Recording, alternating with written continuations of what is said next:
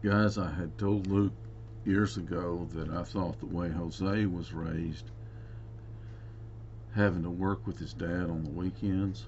Jose was Calvin's friend, a good basketball player, was better than how y'all were raised. And Luke disagreed. He said, I had to learn to earn what I earned through football and working out. And I said, oh, I agree. So, but working with Luke, trimming some trees, I was able to make the point with Luke that the Industrial Revolution removed um, the father-son bond through working together. And that bond is not necessary for the health of the father or the son. But mm,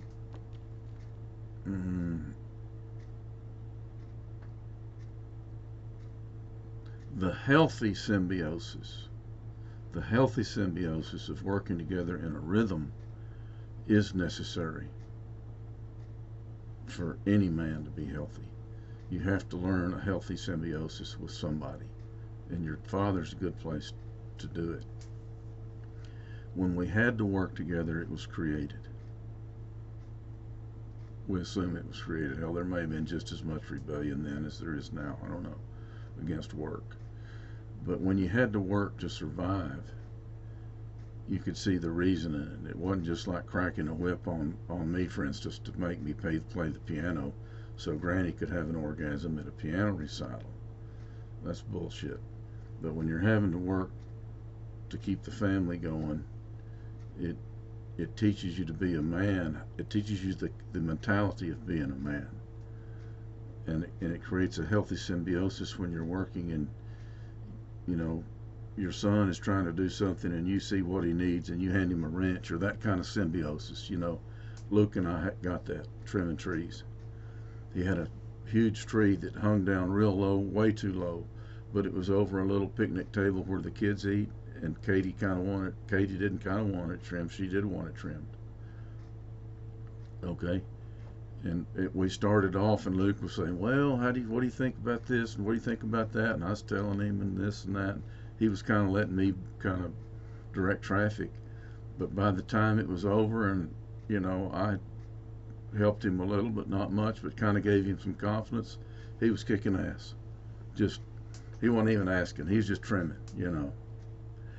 And I told him that. And I encouraged him to ask Katie twice, and that's the good part of Oma. I was with Opa trimming trees a lot. I think he'd never get through cutting. Man, when am I going to get to quit carrying these trims to the back, these limbs to the back? Isn't that enough? Well, let me get one more. He was all. And I told Luke and Katie that big live oak tree in front of the house at the ranch, when they first got that place, Opa trimmed that and he skinned it, man. Stand by. He skinned it, and Oma came out there and chewed his ass out. And so I told Luke and Katie, that's why I keep checking with Katie. We'll thank Oma for that. Okay, so we got it just like Katie wanted it. And the last part of it, Luke knew it would be okay with Katie, but there was some kind of gray area, and he just got in there and whacked him. And I kept calling him Opa because he got it. It was playful and healthy, and it had that healthy symbiosis. He'd cut a limb, and I'd drag it, and to the front where the claw would pick it up. And, okay, that's healthy symbiosis, and you get that working with people.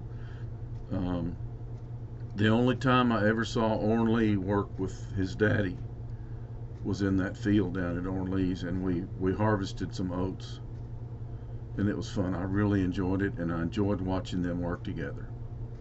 And I'd always wondered why they didn't work together. Well, fathers and sons don't work very good together, But it was fun and healthy for me to see that, and I wanted Luke's kids to see it. They weren't really old enough to get it, but maybe at an older age, it was healthy to see it and experience it for all parties.